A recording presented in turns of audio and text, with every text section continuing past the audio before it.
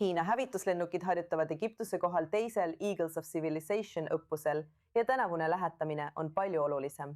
Hiina on esimest korda saatnud oma kaasaegsed J-16 hävitajad Aafrikasse, samal ajal kui Egiptus kasutab Prantsusmaal toodetud Rafale.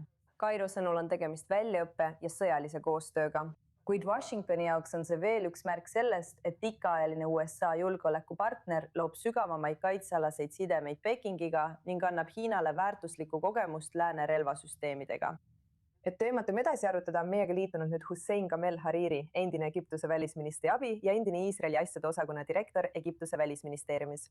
Hussein, tore on sind täna meiega siin i24 Newsis näha.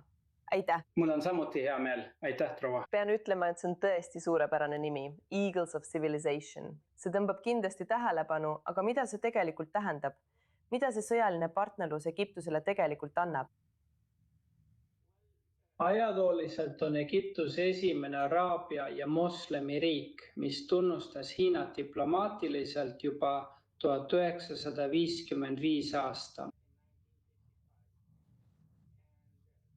Sellest ajast alates on suhted Egiptuse ja Hiina vahel iga päevaga tugevamaks muutunud.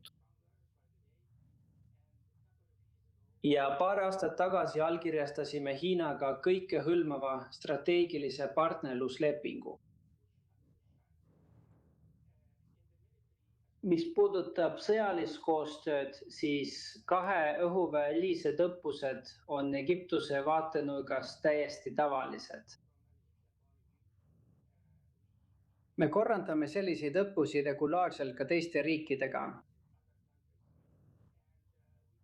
Ja me ei näe mingit erilist põhjust, miks teised riigid või suurriigid peaksid selle pärast muretsema või mures olema.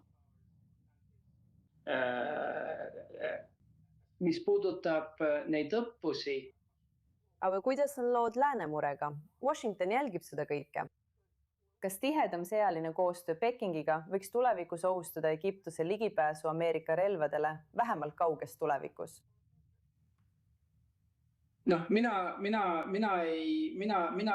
Ma ei usu, et need õppused või meie koostöö Hiinaga sõjanduse valdkonnas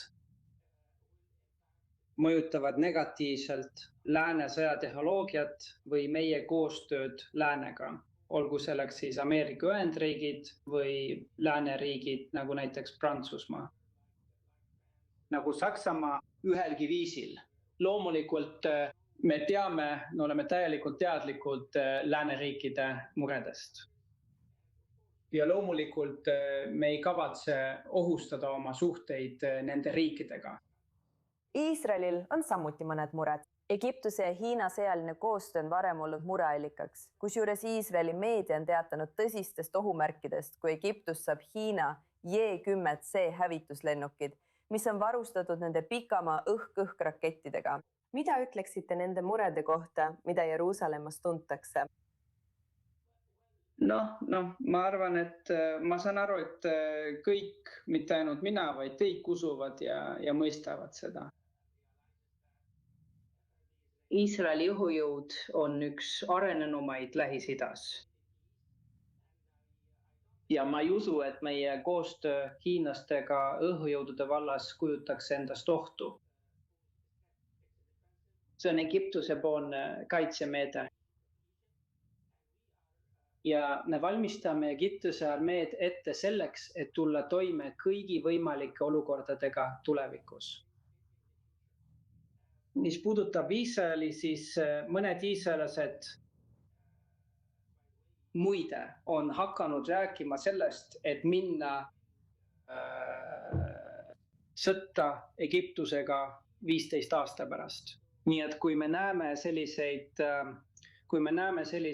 avaldusi, me ei tea, kas need on tõesti tõsised või mitte. Ja muidugi need ei ole Iisraeli valitsuse ametlikud avaldused, aga igal juhul peaksime olema valmis tulevikus igasugusteks ettenägematuteks olukordadeks. Hussein Kamel Hariri, hindan väga, et jagasite rohkem teavet õppuse Eagles of Civilization kohta ja selle tähenduse kohta Egiptuses. Aitäh teile!